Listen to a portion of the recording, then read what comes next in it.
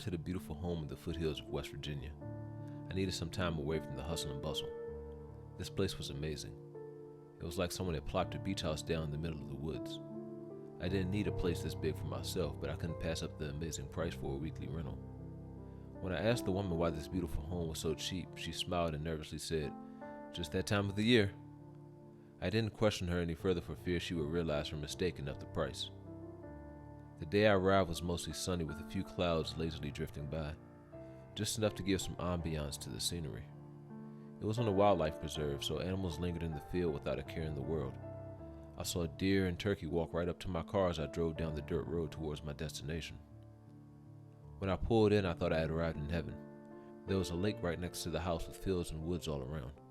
A fire pit was set up beside the lake with a ring of wooden chairs encircling it. As I parked my car and got my suitcase, a deer walked right up to me and sniffed me. I held out my hand and she, I assumed it was a she because it had no antlers, regarded me for a moment before sticking her nose in my palm and taking a deep breath. She eyed me once more, then slowly walked off as if she had said hello to a neighbor and was off on her way. I typed in the security code and went inside. The picture didn't do this house justice. My jaw dropped and I dragged it around looking at all the rooms. There was a full game room with a pool table, card table, foosball, air hockey, giant TV, you name it. The place had a hot tub and a half a dozen decks surrounding it. You could step out and see in any direction from a bird's eye view. There were rocking chairs all around, which I fully intended to take advantage of. The entire place was set up for comfort and ease. I put my suitcase in the master bedroom, then brought the rest of my supplies in, which consisted of a lot of food. I had no idea how far the stores were from the house, and I didn't want to waste hours of my day looking for a grocery store when I could be relaxing. Once I put my food away, I looked around for the Wi-Fi password. It was posted on a bulletin board in the kitchen, along with some other instructions. "This is our home.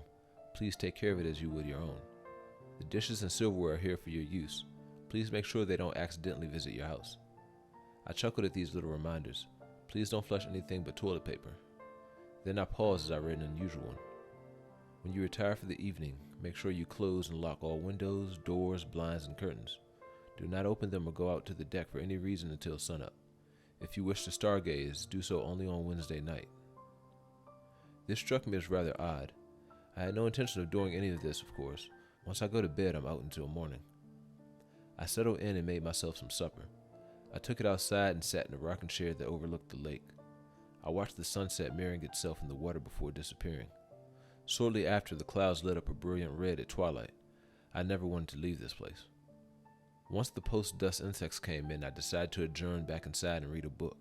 I perused their selection, which ranged all over, from the standard paperbacks of John Grisham and Lee Child to cookbooks to history books. There were also a few more esoteric choices such as Strange Creatures of the Wilderness and Haunted West Virginia. I decided on a Clive Cussler book and took it with me to bed. A few chapters in, I felt sleep tugging at my eyelids, so I laid the book aside and snuggled in. It seemed like 10 seconds later the morning sun was peeking in through a sliver in the blinds telling me it was time to get up. I made some coffee and a bagel, then went back out to greet my lake. It had been raining and that fresh smell lingered in the air. The feeling of renewal surrounded me. I wanted to stay here for the rest of my life. I milled around the house that day, taking some incredible wildlife pictures. I read some more of my book and pretty much enjoyed relaxing. When I went to bed that evening, I made sure the doors were locked and the blinds closed, as instructed. The next day went pretty much the same. I decided to do some stargazing that evening, but it was overcast and the stars only peeked out here and there. I went to bed disappointed for the first time this week. The following night, I went to bed early with the intention of getting up in the middle of the night looking for the missing stars from the night before. At midnight, the alarm on my phone woke me. I peeked out through the curtain and saw a sky full of stars with nary a cloud in sight. Excited, I grabbed my camera and tripod, then headed out onto the deck. The air was crisp but not cold. I got my camera set up on the tripod and started taking pictures of the stars. As the camera did its thing, my eyes drifted toward the lake. It was a moonless night and there was little light, but as my eyes adjusted, I swore I saw someone sitting in one of the chairs near the lake. As I looked more intently, I saw more than one somebody. It appeared that each chair was occupied. I wondered if some local kids were borrowing my fire ring for a party, not realizing I had rented the place for the week. My ire rose as I began to mentally compose the email I would send to the owner informing her of the intrusion when my mind froze. None of them were wearing clothes. I know when I see a naked person. Admittedly, that hasn't been nearly as often as I'd like lately, but I know the look. These people didn't look like that. They were tall, dark, and looked like every one of them needed a full body shave. Then it hit me. They weren't human. My curiosity and fear raged a mighty battle, but in the end, curiosity won. I slowly adjusted my camera from aiming at the sky to aiming at the chairs surrounding the fire pit. I had just snapped the first picture when one of the creatures noticed me. It growled something to the rest, and they all turned and stared at me. I've never felt such a shard of pure terror penetrate my mind as I did at that moment. I grabbed my camera and darted inside. Once there, I made sure to lock the door. It wasn't 10 seconds until the assault began. The pounding on the doors and windows was nothing in comparison to the guttural growling and screaming. I was terrified beyond rational thought. I ran downstairs searching desperately for some place to hide. The pounding seemed to follow me as if they had surrounded the house. I searched for a room to hide in that didn't have windows. In desperation, I threw myself into a closet and locked the door. There was no light, so I shone my phone around the cramped closet and sat on a box of cleaning chemicals. My breathing came in ragged gasps as panic and physical exertion conspired to send me into unconsciousness. The pounding seemed farther away.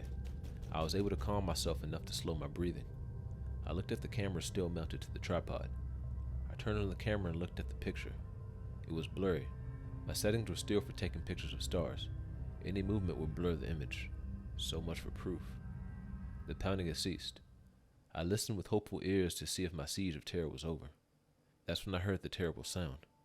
It wasn't a scream or pounding or anything like that. It was the creak of a floorboard. I stopped breathing and listened. It must have been my imagination. Then I heard the heavy breathing. I crept up to the door and listened. It was right outside the door. I started shaking. After 10 minutes, the creature hadn't ripped the door open and devoured me. I sat back down in the box and tried to relax. If I was going to die, then I was. There was nothing I could do with the creature right outside my door that was obviously hunting me. I relaxed and slowed my breathing. My adrenaline finally wore off and I crashed. I leaned my head against a shelf and waited for my inevitable death. I woke sometime later. I slowly sat up and stretched my neck to work out the kinks. I looked at my phone and it said 3:33 a.m. It also said low battery. I had run out of options. I stuck my phone in my pocket, picked up my camera with the tripod still attached, and reached for the door. I turned the knob as quietly as possible and inched open the door. I stifled a gasp when I saw what looked like a giant bear rug curled up in a ball on the floor. His breathing was loud and steady. I pushed the door open as far as I could and tried to squeeze through. The door refused to open enough for me to fit. I looked down and saw the door was pressed against the creature's foot. There was nothing for it. I had to move the foot or stay in my closet prison. I pushed with all my might. The door opened another inch. I braced my back against the door frame and pushed again. The foot moved enough for me to escape. Then the creature stirred in its sleep. I froze halfway out the door. The creature began to move. It stirred and began moving its gargantuan arms, then its legs. Suddenly it kicked the door, throwing me back into the closet and slamming the door. I landed on my back and the wind was knocked out of me. I lay there, trying to regain my breath and assess the damage. I felt pain, but I didn't think anything was broken. I slowly rose and approached the door. I opened it and peeked out. The creature was still laying there, breathing slowly, apparently asleep. Its foot had moved and the door was able to be opened. I stepped through, pointing my tripod at the creature as though it was some magical sword that would help me if it woke up. I sidestepped through the door, keeping my eyes on the mountain of fur laying in front of me and back toward the front door. I glanced behind me just in time to see a second creature, wide awake, towering over me. It looked down and a low growl escaped it. I made a smelly puddle on the floor. It sniffed and recoiled. I jumped at the chance and dove for the door. It was locked. I grabbed the latch and turned it everywhere until it opened. Once I was through the door, the creature regained its senses. In 3 strides, it was out of the door, reaching for me. I slid across my hood, doing my best Dukes of Hazzard impersonation, landed and dove inside the car. The camera and tripod jammed the door open. I started the car and threw it in reverse before the door was closed. I turned, causing my door to swing open, impacting the creature and sending it sprawling to the ground. I put it in drive and stomped the gas pedal. The car slid sideways until I eased off the gas. As I sped down the dirt road, I glanced in my rearview mirror. I could see the red of my taillights illuminating 2 of the creatures chasing me. I tried to go faster, but as soon as I stepped on the gas, a turn in the road slowed me down. I slid through several turns as fast as I could while staying on the road. Trees can kill me just as effectively as those things. The dirt road emptied onto an asphalt road. I drove as fast as possible for an hour before I looked back again. My mirror showed only disappearing yellow lines. I slowed a little to the speed limit and didn't stop until I was home. I sat in my driveway, waiting for the creatures to catch up to me and rip me to pieces. After 20 minutes, that didn't happen. I got out of the car and went inside my house. I made sure the doors and windows were all locked. My clock said it was 6:17 in the morning. I took a shower and changed. I was extremely tired.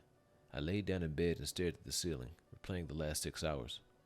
My mind tried to tell me I had dreamed the whole thing, but I looked at the blurry photo on the camera and wasn't so sure. After trying and failing to sleep for a few hours, I decided to call the woman whose house I had just abandoned. "Hello," she said in the third ring. "Hi, this is Tom. I was renting the house this week." "Was?" "Yes, I had a little problem and had to leave." "Oh, was anything serious?" "You could say that. I had to leave for health reasons." "I see," she said. "Will you be going back?" "No," I said a bit more forcefully than I intended. She was silent for a long moment. "Did anything strange happen?" The whole ordeal invaded my mind in a vicious flashback. I knew it wouldn't be the last time. I was scarred for life. I would never look at the outdoors the same way again. "No," I lied. "Nothing at all."